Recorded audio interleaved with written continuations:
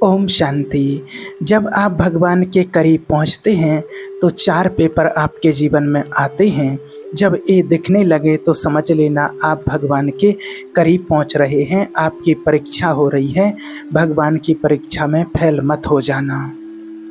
आज का बहुत ही महत्वपूर्ण टॉपिक है कि जब कोई महान आत्मा, पुण्य आत्मा परमात्मा के करीब पहुंचती है, अपनी साधना में आगे बढ़ते हैं, मेडिटेशन में जैसे उनकी स्थिति ऊंची उठने लगती है और उनकी साधना ऊंचाइयों पर जाने लगती है, परमात्मा के करीब पहुंचने लगते हैं, तो ईश्वर उन आत्माओं की परीक्षा लेते हैं कि इनमें कितना निश्चय है।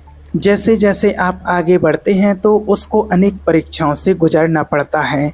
जहां एक और तो वो अपनी आध्यात्मिक उन्नति के लिए स्ट्रगल करता है, अपने जीवन में आने वाली डिफ़िकल्टी, परेशानियों को कम करता है, तो वहीं पर उस आत्मा की परीक्षा भी ली जाती है। भगवान, परमात्मा, ये यूनिवर्स, वो आत्मा जिस अपने लक्ष्य की प्राप्ति के लिए आगे बढ़ रही है, तो फिर परमात्मा उसकी परीक्षा भी लेते हैं। और जब ईश्वर परीक्षा लेता है, उसकी परीक्षा होती है, तो हमें पता नहीं चलता है कि वो परीक्षा कैसे लेगा और किस रूप में लेगा। क्योंकि आज संसार में जब आप कोई भी परीक्षा देते हैं और जब कोई भी परीक्षा होती है, कोई भी एग्ज़ाम जब आपके सामने आता है, तो आपको बहुत समय पहले से उसका पता चल जाता है कि इसका एग्ज़ाम कब होने वाला है। कोई एग्ज़ाम तो ऐसे होते हैं कि 6 महीने 3 महीने पहले से भी उसका मालूम चल जाता है, लेकिन ईश्वर जो परीक्षा लेता है उसका पता तो आपको पहले से नहीं पता चलता है। अब दुनिया की जो परीक्षाएं होती हैं उसका पता पहले से चल जाता है, तो फिर हम उस एग्ज़ाम की तैयारी भी कर लेते हैं कि ऐसे तैयारी करना है, इस प्रकार से हमें तैयारी करना है। और जो यूनिवर्स की परीक्षा जो होती है, परमात्मा जो परीक्षा लेता है, उसकी तैयारी हम पहले से नहीं कर पाते, क्योंकि उसकी डेट का पहले से पता नहीं रहता है। तो हम बस लगे रहते हैं कि जब होगा सो देखा जाएगा। लेकिन जब परीक्षा आती है तो 1 सेकंड पहले भी उसकी डेट का हमें समय का पता नहीं चलता है, और जो भी परीक्षा होती है अचानक होती है। इसलिए परमात्मा हमेशा कहते हैं एवर रेडी रहना। और आज जो आपको बताने वाले हैं, आपको अगर ये 4 प्रकार के पेपर, संकेत देखने को आपको मिलने लगें, तो आप समझ लेना कि आपकी परीक्षा शुरू हो गई है। ईश्वर आपकी परीक्षा ले रहे हैं। भगवान भी पहले देखो आपको समझाते हैं, आपको पढ़ाया जाता है, आपको समझाया जाता है, और फिर जब आप कहने लगते हो अपने अंदर से, आपको बहुत ऐसे लगने लगता है कि मेरे अंदर तो बहुत पेशेंस आ गया है। जब आप ऐसे सोचने लगते हैं कि मेरे अंदर पेशेंस है, तो अब आपके समझो कि पेशेंस की परीक्षा है। जब आप कहते हैं कि मेरे अंदर तो बहुत अच्छी यूनिटी पावर है, मैं तो बहुत नरमता से, बहुत प्यार से, बहुत स्नेह से, बहुत सम्मान के साथ सभी आत्माओं से बात करती हूँ, सबसे मैं सम्मान देती हूँ, तो जब ये सारी चीज़ें आपके अंदर देखने में आती हैं, तब आपकी परीक्षा होते यूनिवर्स को देखता है कि हाँ, इस बंदे के अंदर, इस आत्मा के अंदर कितना पेशेंस है, कितनी धैर्यता है, कितनी सहनशील है।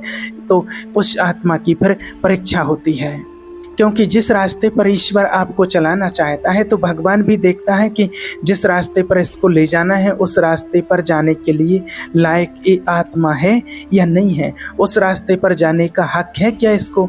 जिस प्रकार से इस आत्मा को पावर दी जाने वाली है, जिस आत्मा को और आगे इस आत्मा को लेकर कहाँ तक जाना है, ये क्या बनने वाली है भविष्य में, और इसके भाग्य में क्या आने वाला है, तो क्या उसके लिए ये तैयार है, उसके लिए आपकी परीक्षा ली जाती है।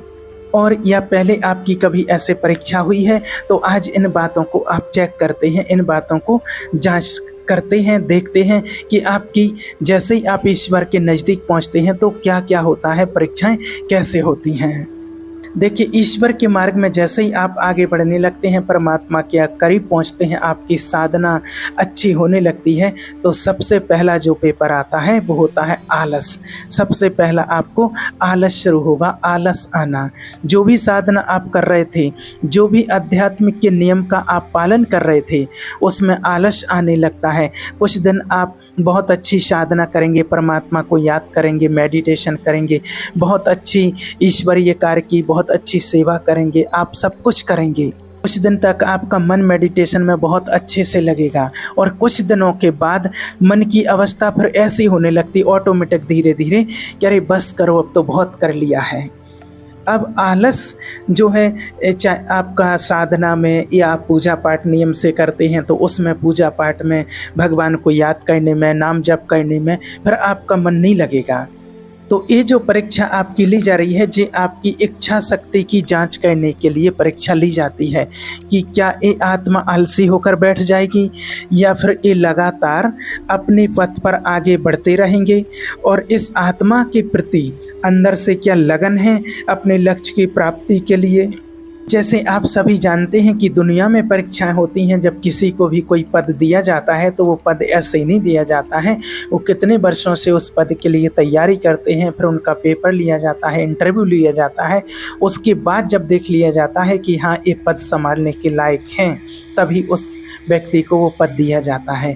तो परमात्मा तो हमें देव पद की प्राप्ति, स्वराज्य अधिकार देने आए हैं, देव आत्मा बनाने आए हैं, राजा बनाने आए हैं। तो परमात्मा भी हमारी परीक्षा लेते हैं, चेक करते हैं कि इस आत्मा को जो बनना है या उसके लायक है या नहीं है। ऐसे ही नहीं आपको अपना पद मिल जाएगा, इसके लिए भी परीक्षा देनी पड़ती है, बड़ी भारी परीक्षा होती है। जब तक परीक्षा ना हो तब तक पता कैसे चलेगा कि आपके अंदर कितने अच्छे महान गुण छुपे हैं, आप कितनी ज्ञानी आत्माएं हैं। इसलिए जो परीक्षा होती है आपकी मजबूती के लिए होती है, आपके गुणों को प्रकट करने के लिए परीक्षा होती है। ये आपके इरादों की परीक्षा होती है कि ये आत्मा छोटी मोटी समस्याओं से, बातों से घबरा तो नहीं जाती है। तो आप इसको चेक करना कि ये आपके साथ हुआ है क्या। और आपके नियमों की परीक्षा होती है, जो आप नियम बना लेते हैं कि हम इतने घंटे मेडिटेशन करेंगे, सुबह ब्रह्म मुहूर्त में, अमृत वेले में इतने बजे उठेंगे, भगवान को याद करेंगे, ध्यान करेंगे या पाठ पूजा करेंगे, या भक्ति मार्ग में है तो कि मुझे व्रत करने हैं, ये नियम लिया है, इतनी बार माला जाप करना है, ये उपवास करना है, ये करना है, ये साधना हमें 21 दिन तक करना है, या हमें लगातार कुछ सिद्धि प्राप्त करने के लिए 21 दिन तक की ऐसी मेडिटेशन साधना करनी है। ऐसा मैंने डेली का नियम बनाया है। और जब भी आप ऐसे नियम बनाते हैं और अपने नियम पर चलने का आप सोचते हैं, तभी आपकी परीक्षाएं शुरू हो जाती हैं। और सबसे पहला जो परीक्षा है, आपको बताया आलस, ये सबसे पहली परीक्षा होती है और ये परीक्षाओं में से सबसे पहला है। इसके लिए आपको बहुत अच्छे से तैयारी करनी है। और नंबर 2 है, जैसे ही आप परमात्मा के करीब पहुंचेंगे तो दूसरी परीक्षा होगी, वो आएगी रिश्तों की तरफ से। रिश्तों में उलझनें पैदा होगी, सगे संबंधी, माता पिता, दोस्त, पति पत्नी, पड़ोसी, रिश्तेदार इत्यादि को माध्यम बना करके आपको भटकाने का प्रयास किया जाएगा। ये माया प्रवेश करके लोगों के अंदर आती है और आपका जो रास्ता है उस रास्ते को भटकाने की बहुत लोग प्रयत्न करेंगे। और आप अच्छे से नहीं मानते हैं तो फिर वो प्रताड़ित करते हैं, तकलीफ देना शुरू कर देते हैं। रिश्तों से तकलीफ आएगी, लोग आपको बार बार कहेंगे कि अरे क्या कर रहे हैं, इस रास्ते पर क्यों चल रहे हैं, ये बेवकूफ़ी वाली बातें क्यों कर रहे हैं। सब लोग ऐसे ही करते हैं, ऐसे ही चलते हैं। आजकल थोड़ी कोई साधना होती है, और ये साधना अभी से क्या करना है, मेडिटेशन के लिए आपको क्या करना है, अभी से आपका दिमाग खराब है क्या। अरे अभी तो जीवन का टाइम है, अभी तो नींद आराम से करो, अपनी ज़िंदगी का आराम लो, ऐशो आराम करो। जब देखा जाएगा वृद्धावस्था आ जाएगी, वानप्रस्थी हो जाएंगे, तब देखा जाएगा, तब भजन किया जाएगा। अभी से ये सब कुछ करने की क्या आवश्यकता है, क्या ज़रूरत है। तो ऐसे आपके रिलेशन वालों से, आपके परिवार वालों के लोगों से आपको ये शब्द सुनने को मिलेगा और ये आपकी परीक्षा होगी। आप याद रखना कि ये कोई लोग नहीं आपके लिए कर रहे हैं, ये आपकी परीक्षा ली जा रही है और उनके अंदर बैठ कर के कोई बुलवा रहा है। ये आप इस बात को अच्छे से समझ लेना, और ये आपकी परीक्षा हो रही है तो ज़रा आप सावधान हो जाना। आपको अपने लक्ष्य से भटकाने के लिए ये सब कुछ हो रहा है, और जिस व्यक्ति पर आप अटूट विश्वास करते हैं, बहुत ज़्यादा विश्वास करते हैं, और वही ऐसे शब्द आपसे ज़्यादा बोलेंगे। और ऐसा लगेगा आपको कि आपके माता-पिता के द्वारा, आपके परिवार के लोगों के द्वारा आपके सामने एक धर्म संकट में खड़ा कर दिया जाएगा आपको कि आप माता-पिता को मना कर रहे हैं। आप सोचेंगे कि मैं अपने माता-पिता की मानूँ या जिसको मैंने दिल से चाहा है, बहुत प्रेम करते हैं, उसको मानूँ या फिर मैं अपने इष्ट देव परमात्मा की मानूँ। पर कहीं न कहीं आपको बड़े प्यार से कंप्रोमाइज़ करके आपको बहुत प्यार से समझाया जाएगा। यहाँ पर आपको अपनी दृढ़ता से और परमात्मा पर विश्वास रखते हुए, ईश्वर पर भरोसा रखते हुए और सबको बड़े प्यार से समझाना होता है कि देखो आपकी सारी बातें ठीक हैं, आपकी मैं सभी बातों का सम्मान करता हूँ, आपकी सभी बातों को मानता हूँ, लेकिन ये जो मैंने परमात्मा के मार्ग को चुना है, मैंने जो ये संकल्प लिया है परमात्मा की साधना करने का, ये नियम मैं पूरे ज़रूर करूँगी। इसके लिए प्लीज़ आप मुझे ना रोकें। और आपको बस थोड़े दिन की परीक्षा होगी, आपको 2, 5, 10 दिन के लिए आपको भटकाने की कोशिश किया जाएगा। लेकिन अगर आप अपनी दृढ़ता में, आप ईश्वर में आपको निश्चय है, विश्वास है और आप अपने संकल्पों में दृढ़ हैं, तो फिर आप आगे बढ़ जाएंगे और जो लोग आपको रास्ता भटकाने के लिए आए थे वो ऑटोमेटिक वो लोग पीछे रह जाएंगे और वो आत्माएं अपने आप ऑटोमेटिक आपके आगे झुक जाएंगी। लेकिन आपके अंदर बहुत पेशेंस चाहिए, बहुत दृढ़ता चाहिए, ईश्वर में बहुत निश्चय चाहिए और आपको अपने इरादों पर बहुत मजबूत तरीके से चलना पड़ता है। याद रखिए, ये आपकी परीक्षा हो रही है। नंबर 3 है कि जैसे ही आप ये 2 परीक्षाएं पास करते हैं तो फिर तीसरा पेपर आता है परमात्मा के करीब पहुंचने के लिए। वो जो पेपर होता है वो होता है डरावने अनुभव के रूप में। कोई भी जब आप साधना करते हैं तो जब आप किसी की बात को नहीं मानते हैं तो फिर तीसरा रास्ता आपके लिए भटकाने के लिए मिलता है कि आपको मेडिटेशन में ध्यान करते समय कोई ऐसे डरावने अनुभव होंगे जो आपको, जैसे ध्यान में आपको पहले पहले बहुत अच्छा आनंद आता है, जैसे कोई लाइट दिखी, कोई किरणें दिखी मेडिटेशन के टाइम पर, या परमात्मा का कोई आपको अनुभव मिला, कुछ साक्षात्कार जैसा हुआ। लेकिन फिर कभी कभी आपको ऐसा दिखने लगेगा, कोई डरावने चेहरे दिखने लगेंगे आपको, या फिर किसी के होने का एहसास होने लगेगा कि ऐसे लगने लगेगा कि मेरे पास शायद कोई है, कोई घूम रहा है, या फिर आपको ऐसे लगने लगेगा कि आपके अंदर कोई नेगेटिविटी आ रही है या कोई नेगेटिव ऊर्जा का प्रभाव पड़ रहा है जो आपको माइंड को पूरा डाइवर्ट कर देगी। ऐसे डरावने अनुभव से भी होते हैं। ये सब आपको डराने के लिए, आपके रास्ते से भटकाने के लिए किया जाता है और जो छोटे मोटे साधक होते हैं वो यहीं से अपना रास्ता छोड़ देते हैं, अपने रास्ते से वो भटक जाते हैं और भाग जाते हैं।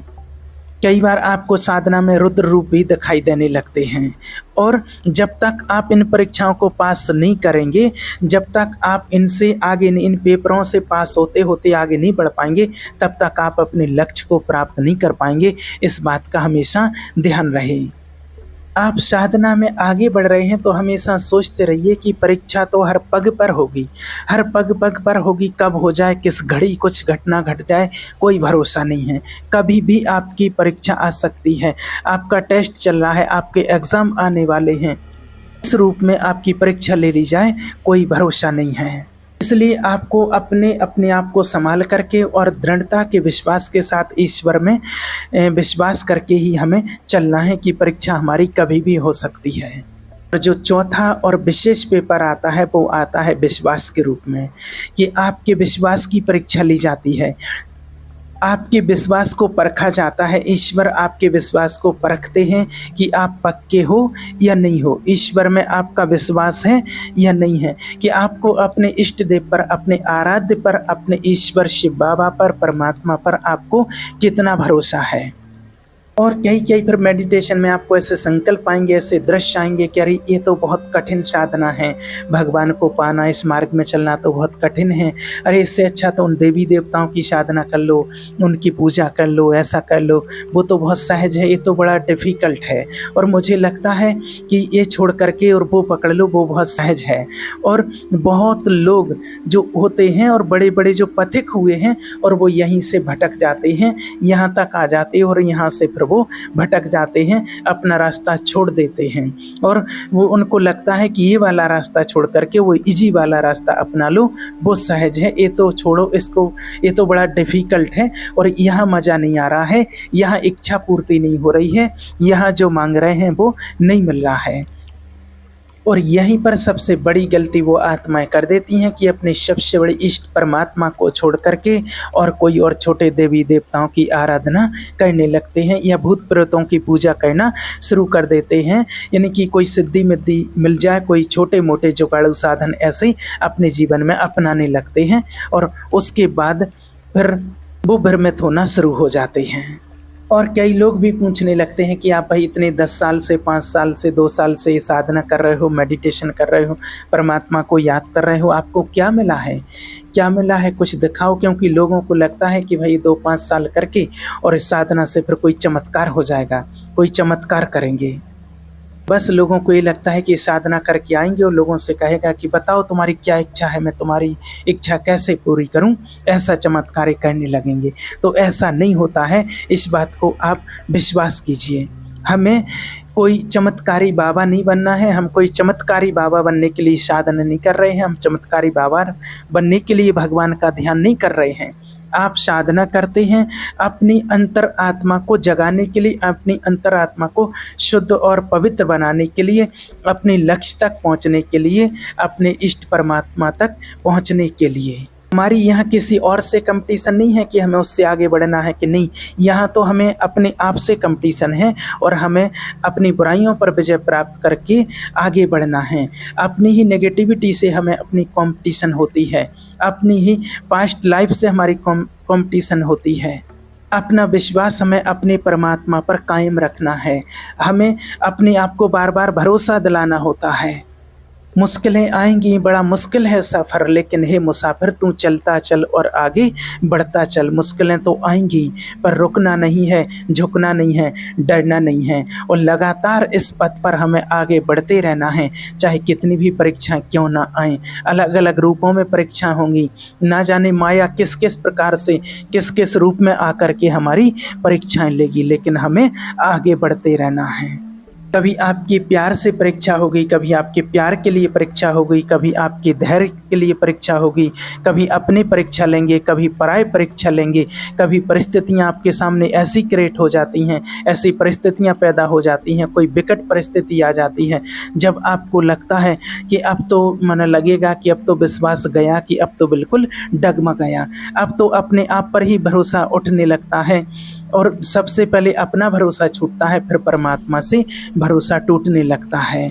इसलिए अपने ऊपर भरोसा कायम रखना पूरा पूरा, और आपके भरोसे से ही, अपने भरोसे से ही हमें परमात्मा पर भरोसा होता है। इस बात को हमेशा याद रखना। इसलिए अपने आप पर से भरोसा कभी टूटने मत देना। हमेशा ये अपने अंदर दृढ़ संकल्प लेना चाहिए कि हाँ, मैंने जो रास्ता चुना है वो सही है, मैंने बहुत सोच समझ करके इस रास्ते को अपनाया है और जो पूरी तर्क और बुद्धि के साथ में इस रास्ते पर मैं चला हूँ और ये रास्ता बहुत सही है, मैं अपने सही मार्ग पर चल रही हूँ।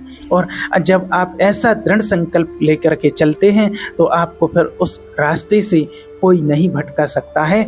चाहे कोई व्यक्ति कैसा भी हो, किसी भी रूप में माया आ जाए, लेकिन आप अपने रास्ते से फिर नहीं भटकेंगे। ऐसा विश्वास करके ईश्वर पर आपको चलना है। ओम शांति।